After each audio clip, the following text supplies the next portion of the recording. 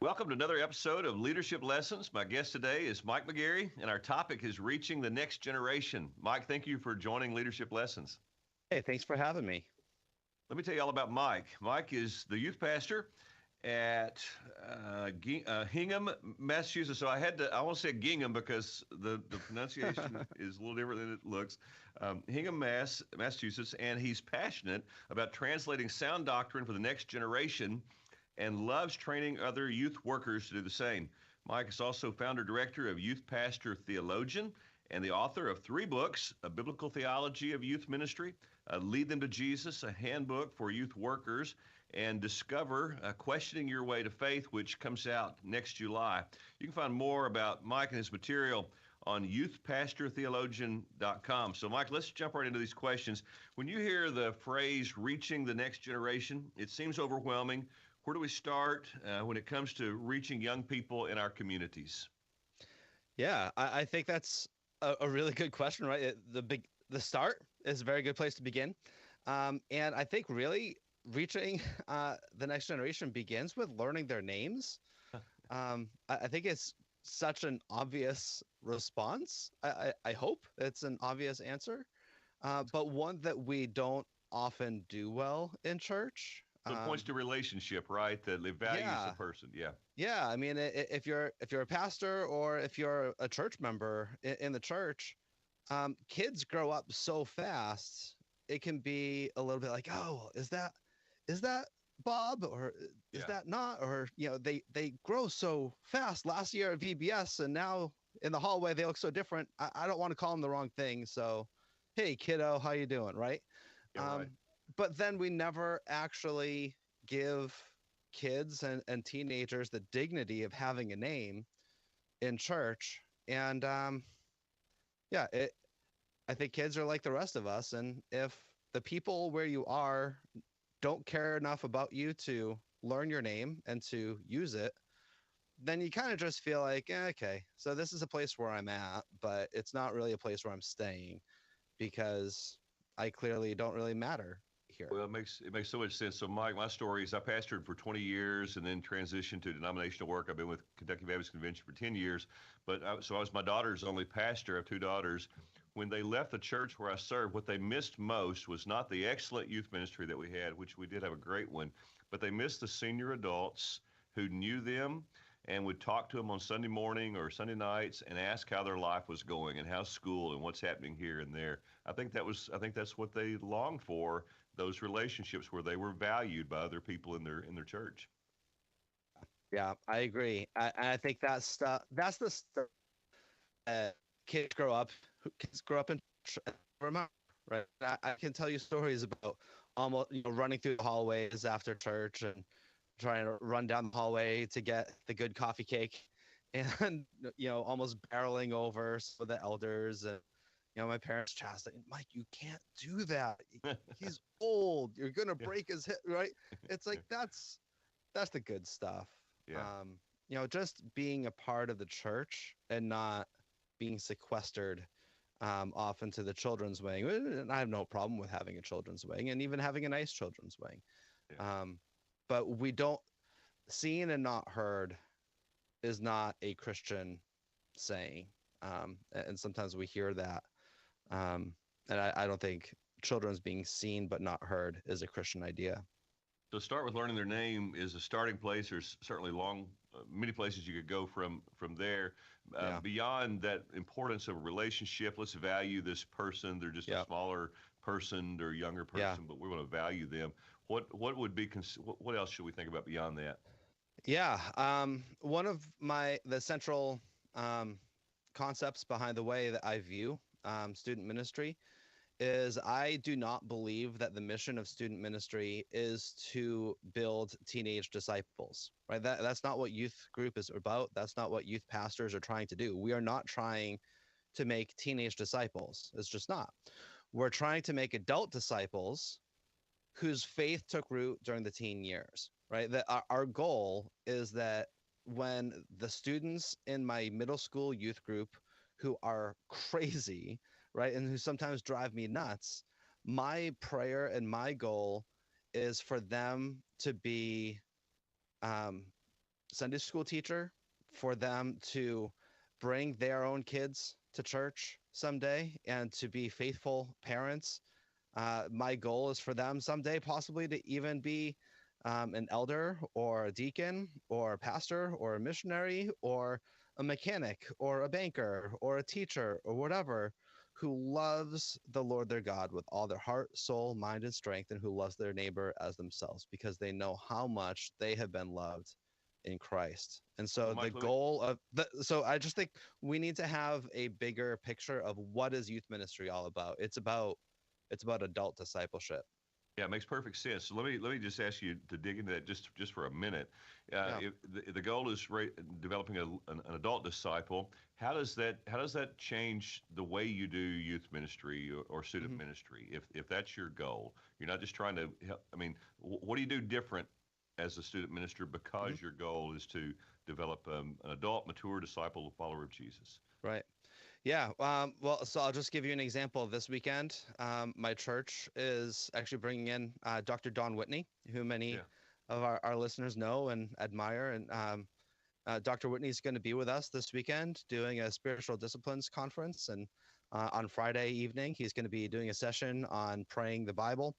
And on Saturday, a session on Bible intake, right? Meditating on scripture. How do we read and understand and apply the Bible? And so we are canceling youth group on Sunday night because we're prioritizing for our youth to attend and participate in these sessions with Don Whitney. Um, do I think that's going to be the most exciting thing that our youth could have dreamed that the youth ministry would do this weekend? Absolutely not. Do I expect some of them to be bored for much of the time? I do. I do. But do I believe that one of the best gifts we can give teenagers is to train them to know how to pray and to train them to know how to read and study the Bible, right? That is Yeah. like if we're having someone like Don Whitney come to church and help us discuss and practice prayer and Bible study, and we think, oh no, that's not for teenagers, then it's like, okay, I just, do you want to make disciples or not? And I know that's kind of a bit of a reductive response question. Sure. Well, no, Um, so but you're taking one, the one of our goal is Louisville not fun, one of right? our Louisville treasures is going to be right there with you. So Don, I Absolutely. interviewed him just a couple of weeks ago here on leadership lessons, and hmm and I've been through his training. You probably have as well on the praying the Bible. I think he'll engage those students immediately and Yep. have them in the Word, and they're gonna love it, and it's gonna impact their walk with the Lord. So Yeah. kudos to you. So Well, let me go add ahead. on to that real quick All right. too, and part of that too is not just what the youth ministry is doing, but encouraging parents come to the session and bring your kids and talk to them about it, right? Yeah, But that's good. actually empowering parents for discipleship. So we're not just having the youth ministry doing our own thing over here, but the youth ministry is leveraging and empowering parents to say, hey, parents, like, we're doing this thing for the church. Maybe you've already signed up and you didn't even think like, oh yeah, I should bring my teenager to that. And then as the youth pastor, me being the one to say, hey, you should probably bring your teenager to that. And then most of them kind of go, oh yeah, you're right, I didn't even think about that. Right. And Hey, Mike, that's the role of the youth pastor. take about 15 seconds each and give us an overview of the three books that I mentioned. So, first, a biblical theology of youth ministry. Just Mhm. real quick, explain that. Yeah, that book basically is written to answer the question: is youth ministry biblical? Okay. Because that is a question that a lot of people ask, and it's a good question. It's a fair question. It's a question that we need to ask, right? Is there youth ministry in the Bible? And so the main contention of that book is that there are definitely unbiblical models of youth ministry today, but that God's people, all the way back from the garden till today, God's people have always had leaders in the faith community coming alongside parents to co-evangelize and co-disciple the next generation in partnership and collaboration with the leaders of the faith community alongside parents to pass on the faith.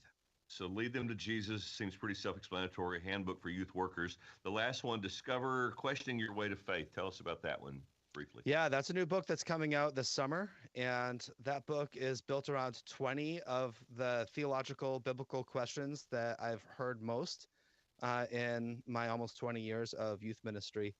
And so, how can we trust the Bible?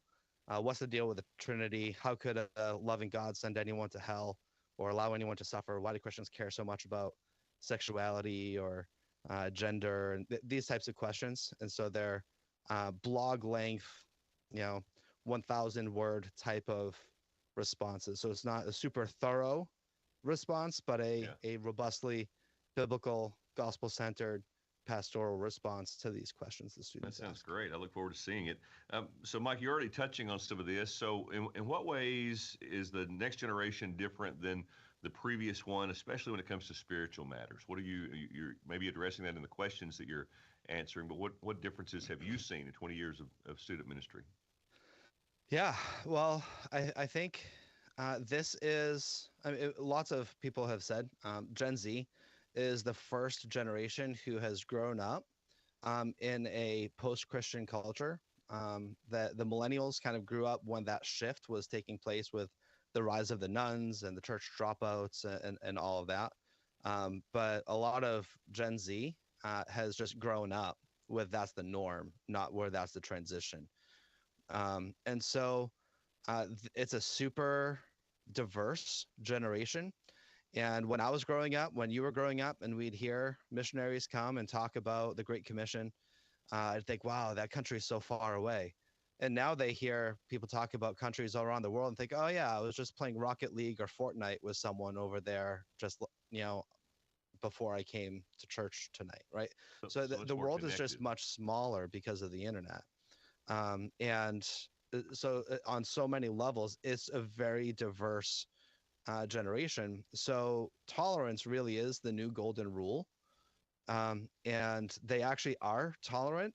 And so there's a lot we can get into about that and the supposed intolerance of tolerance and why that's not my favorite phrase to use. And Sure. I think that's a misunderstanding of what they mean by it. But so, Mike, let me just ask but they really are interested in talking about spiritual things. They're curious. They're just skeptical that you'll actually allow them to ask the questions they want to ask. That's fair.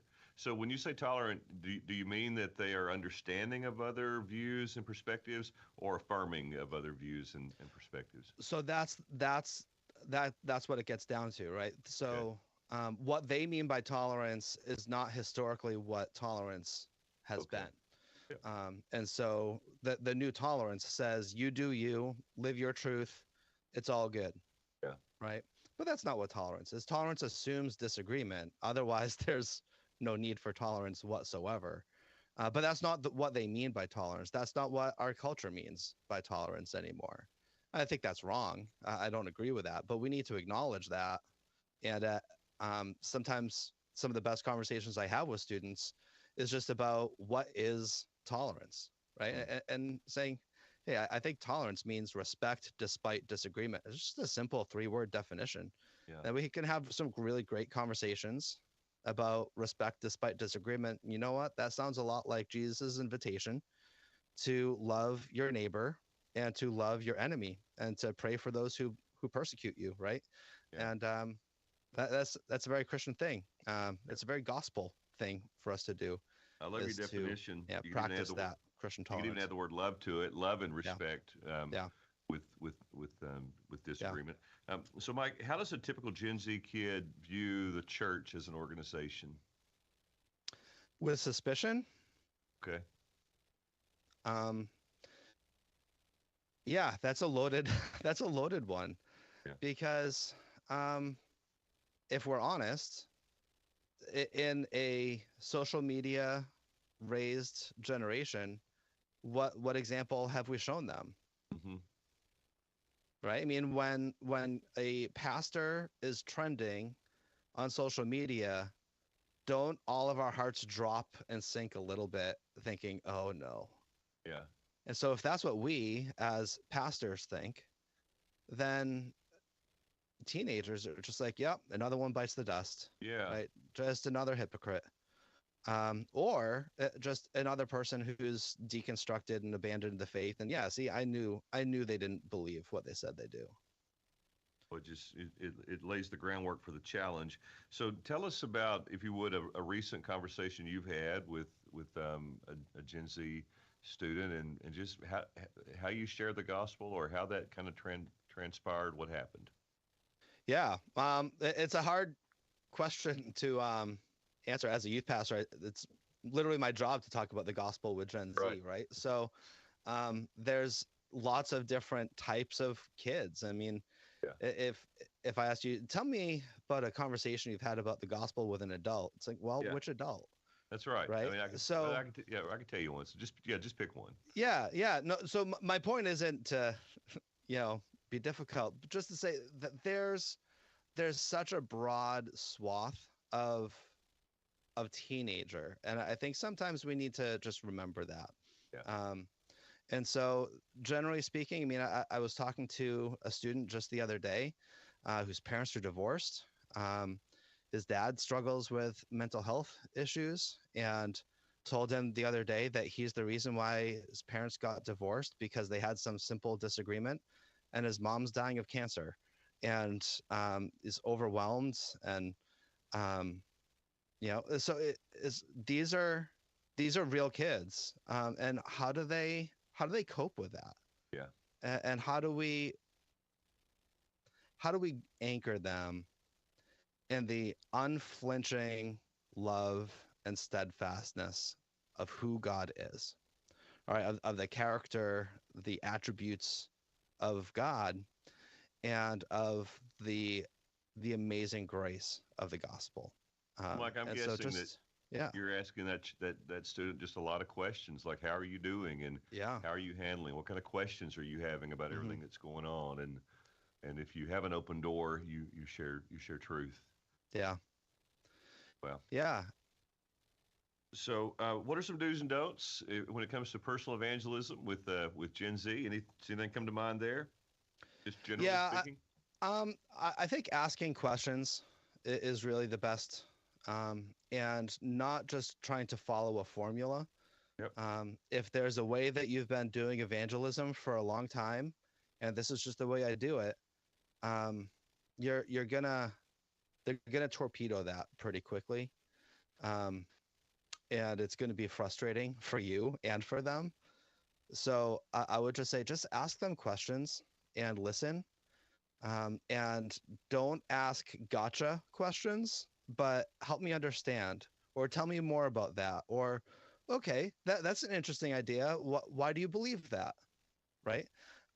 These are just basic evangelistic, apologetic type of questions, but I think Just they're really honest important. conversation. I mean, Yeah, just yeah, just have conversations with them, and they can tell when you're trying to manipulate the conversation, and when you're actually interested in getting to know them and leading them to the gospel. I mean, they know you're trying to evangelize them. They know you're trying to convert them. That's fine. You don't have to say that you're not. They'll respect that. But just the way you go about asking questions, the way you go about sharing scripture and sharing the gospel and pointing to Christ and going about your disagreements and just flat out saying, like, hey, you know what? We disagree about that. And that's okay. We're allowed to disagree here. But here's why we disagree. And here's why I think Jesus is the only savior. Right? I think a lot of it has to do with your posture, mm, and that how you say it really does matter just as much as what you say nowadays. it sounds like in many ways you're describing teenagers for the last 100 years. Yeah. That there is always going to be a teenage rebellion Yep. sense, a questioning of things, and trying to think through their own views Yeah. in their own way, and treating that person with respect and dignity and honesty, and is probably going to be a healthy approach Yeah. in always. Yeah. Totally. So when you think about a church, Mike, and helping a church engage students, what are some important factors that a church needs to consider when trying to reach the next generation? Again, I would point to the whole framework of the mission of youth ministry is adult disciples whose Okay. faith took root in their teen years. How do you approach youth group? One of the things that I've encountered a lot is parents who now have youth group age kids who grew up in church and they want their kid to have a youth group experience similar to what they had when they were teenagers. And then just simply asking, okay, so how many of the students in that youth group are still active church members? Oh, barely any. Okay, so Yeah. why do we want to replicate that? Ah, that's a good question. Yeah, so maybe it's okay for us to do things a little bit differently, right? That we want to prioritize discipleship, recognizing that's not a uh, we don't want to bifurcate, evangelism and discipleship, separate them as if they have nothing to do with each other. Um, but we really want to evangelize and make disciples. That is the Great Commission, after all, is to make disciples.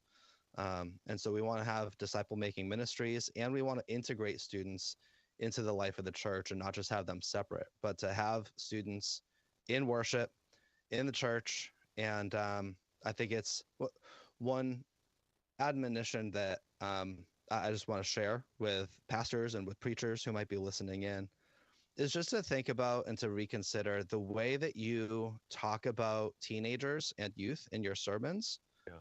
and to honestly consider when was the last time you said something positive Yeah. or That's used good. a teenager as a positive example.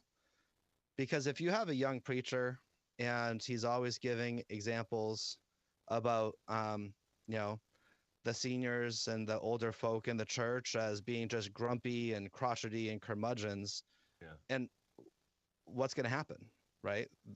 They're going to be like, hey, why are you always making us the bad example? Yeah. And yet we do that to kids and to True. youth Yeah. without really thinking about it. That's right. And it's just kind of a passive way of making the teenagers feel like, the pastor doesn't even know my name. Yeah. And whenever he talks about teenagers, we're always the negative example. Yeah, that's so helpful because it's so easy to point out I mean, just the real life issues that we see happening in a younger Mhm. generations. Thank you for that, Mike. Mike, what do you say? So you help student workers, youth workers as part of your passion and calling. Yep. What do you say to that pastor or guy in a church that wants to minister, reach students, and there's zero students attending their church? What do you say to him to you ask about you said start by learning their name. Well, Yeah. if they're not there, where do you start?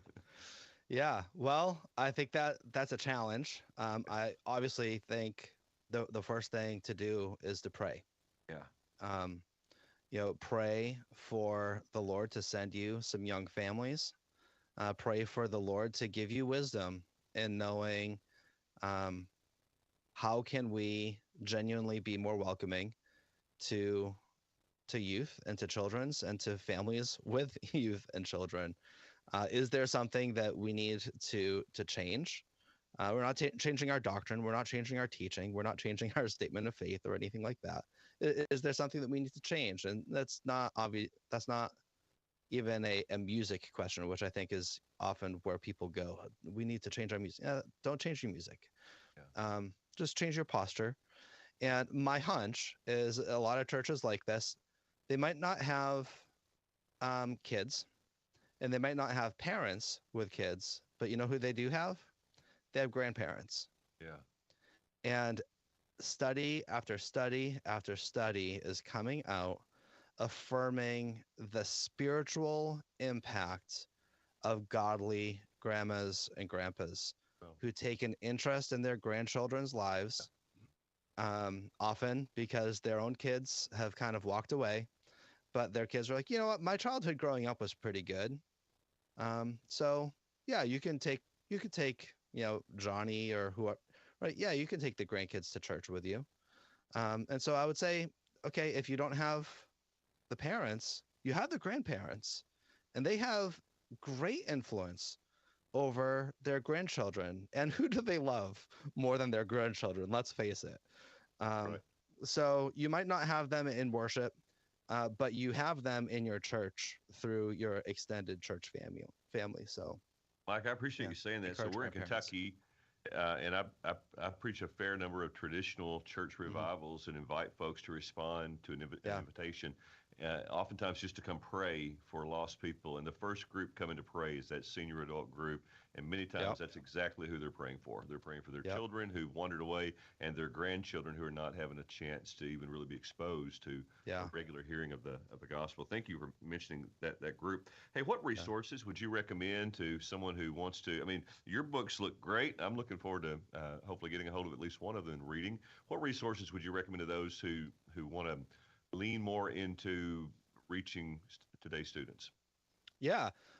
So just a few places I'd point you to. So I started a ministry about a year ago called Youth Pastor Theologian, Hmm. and so the mission there is to train youth workers to think theologically about what youth ministry is, and to engage what role does theology have in our ministry? What does theological engagement look like in student ministry? And so that's a resource for churches, for volunteers, for the lead youth workers, and um, that we have some podcasts and social media networks and everything there. The Rooted Ministry is really a wonderful ministry. They have so many Did you different say they're branches. rooted? Rooted, yes, Rooted. like roots of the tree, yeah. Okay. So the Rooted Ministry, and that's just rootedministry.com. They have a whole network of podcasts, of blogs, conference, and regional networks and mentoring groups, and yeah. So I would point you to Youth Pastor Theologian and to the Rooted Ministry. Very helpful. So, Mike, this podcast is called Leadership Lessons. Can you tell us about an experience, a story, an event in your life at some point that shaped your understanding of what Christian leadership should be? Yeah, I'll just tell you a little bit of my own story, Sure. because I'm a very unlikely youth pastor. Um, when I was growing up, I was just painfully shy, had a pretty bad stutter. And whenever I would get called on in class or would talk to a girl, I would just turn beet red. And I just couldn't do it. I was just so painfully shy. I hated talking in front of groups of people. But my youth pastor was named Craig. And when I was in high school, Craig gave me opportunity and said, "Hey, next week we're going to do Bible study. Mike, do you want to lead?" I was like, "Sure. Okay, let's get together this week. And, here's the passage. Read it a few times. We'll get together. We'll talk about it. And we'll go through some lesson ideas. And Mike's teaching next week." Okay. Um, and I found that when I was teaching the Bible, words just happened Wow. and they made sense. Shocking. And I just didn't stop. And I just said, okay, so I can't talk in class. I'm super socially awkward. I can't really, I'm an unlikely candidate. But when I'm teaching scripture, it just seems like this is what I was made to do. Wow. And there's no good reason why Craig would have asked me, of all the people in that Bible study, Mm. to teach.